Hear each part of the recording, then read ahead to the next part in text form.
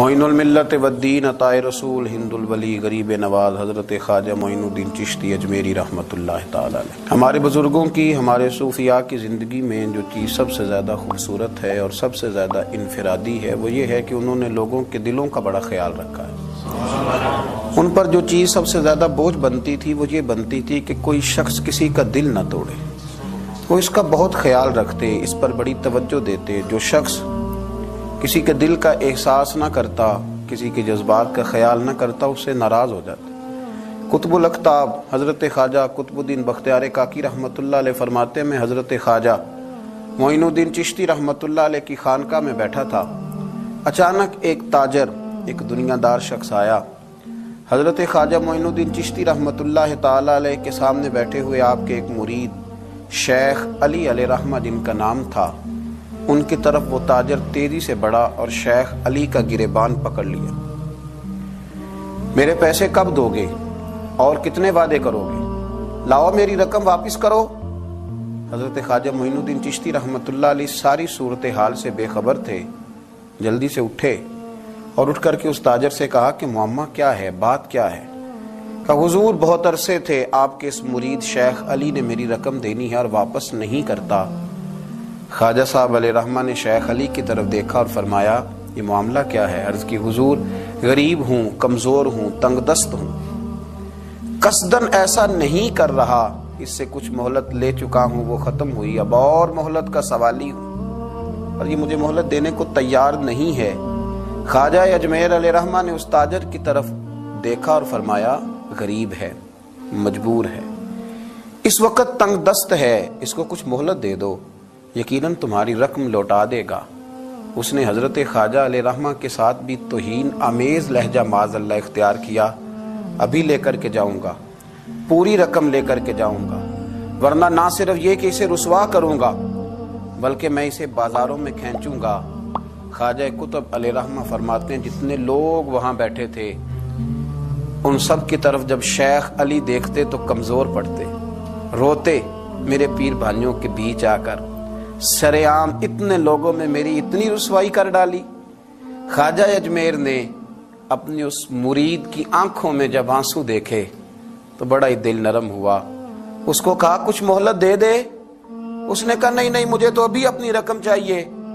خواجہ صاحب رحمۃ اللہ علیہ نے زمین پر چادر بچھائی، چند سکے جیب سے کیا نکالے تھے کہ اللہ تبارک و تعالیٰ نے بھرے خزانوں سے دولت عطا فرمایا، یہ ہے تمہاری رقم، اٹھاؤ اور لے جاؤ۔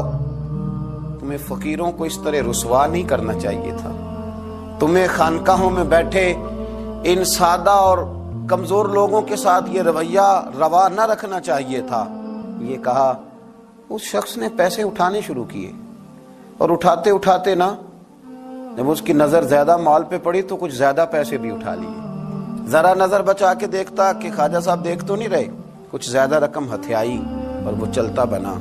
حضرت خواجہ علیہ رحمہ نے شیخ علی کو تھپکی دی، فرمایا اللہ نے تمہاری عزت رکھی، پر ایک بات میری یاد رکھنا، جب بھی بھروسہ کرنے کو دل ہوا، جب بھی کسی طرف سہارا ڈھونڈنے کا دل ہوا تو یا خدا کی طرف دیکھنا یا محمد مصطفیٰ کی طرف دیکھنا صلی اللہ علیہ وسلم۔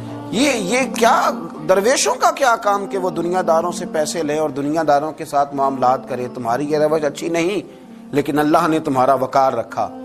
خواجہ قطب کہتے ہیں وہ بات تو ختم ہو گئی، لیکن شیخ علی کے چہرے پر کئی دنوں تک افسردگی رہی۔ وہ ان سب لوگوں کو پلٹ پلٹ کے دیکھتے جن کے سامنے آ کے اس نے گریبان پکڑا تھا تو بیچاروں کی طبیعت بگڑتی، دل پہ افسوس ہوتا، اس کو ایسا نہ کرنا چاہیے تھا، میری غریبی کا یوں مذاق نہ اڑاتا۔ کہتے ہیں چند ہفتے گزرے تو اس تاجر کو ہم نے دوبارہ خواجہ صاحب کی خانقاہ میں داخل ہوتے دیکھا، لیکن اب کہ وہ بڑا ہی پریشان آیا، اب کہ وہ بڑا ہی افسردہ آیا، اب کہ وہ آیا تو ہانپتا کامتا تڑپتا آیا، چادر بڑی ساری اوڑھ رکھی ہے، آتے ہی حضرت خواجہ کی خدمت میں بیٹھا، تڑپ کے رونے لگا، کہنے لگا اجمیر کے بادشاہ بھول گیا تھا، معافی ہو سکتی ہے، غلطی ہو گئی تھی، درگزر کا سوالی بن کے آیا ہوں۔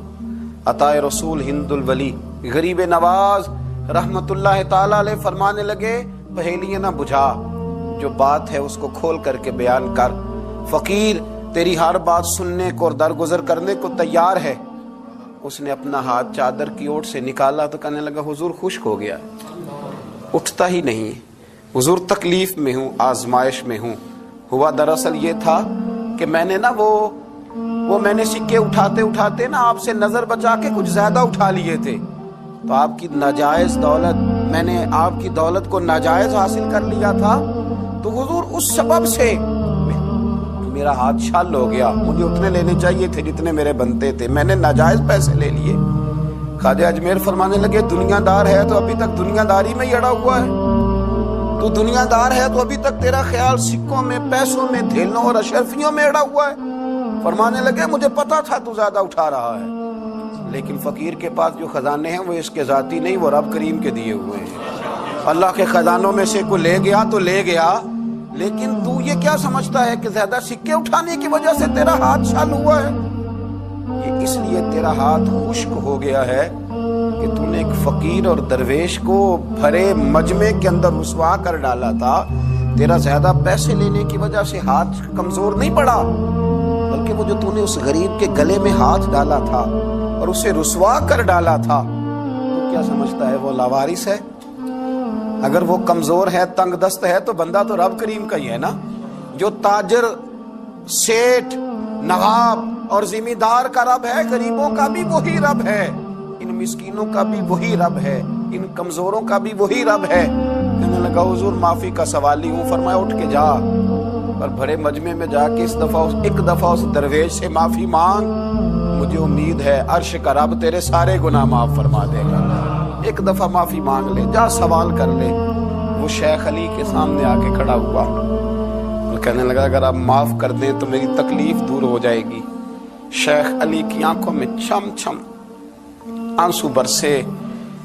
کہنے لگا آپ نے معاف کیا کہ نہیں کیا؟ کہنے لگے یار تو تاجر ہے، تو ذمہ دار ہے، تیرے دل میں پتہ نہیں کیا تصور ہے، پر میں نے تو معاف کرنا ہی ہے، اس لیے کہ نہ میں تاجر ہوں، نہ میں ذمہ دار ہوں، نہ میں دنیا دار ہوں، میں تو غریب نواز کا ماننے والا ہوں۔ میری مجبوری ہے کہ جس شخص کا میں نوکر ہوں نا، اس نے سکھایا ہی معاف کرنا ہے، جس کے در دولت پہ میں رہتا ہوں انہوں نے درگزر کرنا سکھایا ہے۔ ادھر جب معافی ہوئی تو خواجہ اجمیر نے تھپکی بھی دی، دعا بھی فرمائی، رب کریم نے شفا عطا فرما دی۔ تو خواجہ اجمیر فرمانے لگے میاں جا تیری تندرستی ہوگی، چلا جا۔ کہنے لگا حضور اب کس نے جانا ہے، اب تو میں تیری دہلیز پہ جھاڑو دیا کروں گا۔ یہ ہاتھ جو تیری دعا کی برکت سے شفا یاب ہوا ہے اجمیر کے والی، اب میں یہاں جھاڑو دوں گا، اب میں یہاں نوکری کروں گا۔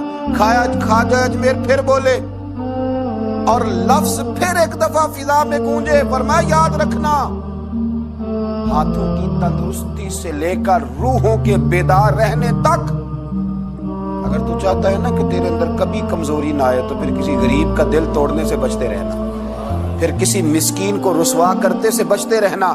اگر اللہ دولت دے، اقتدار دے، کچھ لوگوں کو تیرا دست نگر بنائے، پھر ذرا احتیاط کرنا، لفظوں پہ ذرا تھوڑا سا محتاط ہو کے رہنا، پھر دیکھنا تیرے انداز سے، اطوار سے، طور طریقوں سے کسی کو تکلیف نہ پہنچ جائے۔ میرے بھائیوں، خواجہ خواجگان حضرت خواجہ اجمیر علیہ رحمہ کا جو درس ہے، اس درس کے اندر جو چیز سب سے زیادہ قیمتی ہے وہ چیز یہ ہے کہ کسی کا دل نہ ٹوٹنے پائے، کسی کو تکلیف نہ ہونے پائے۔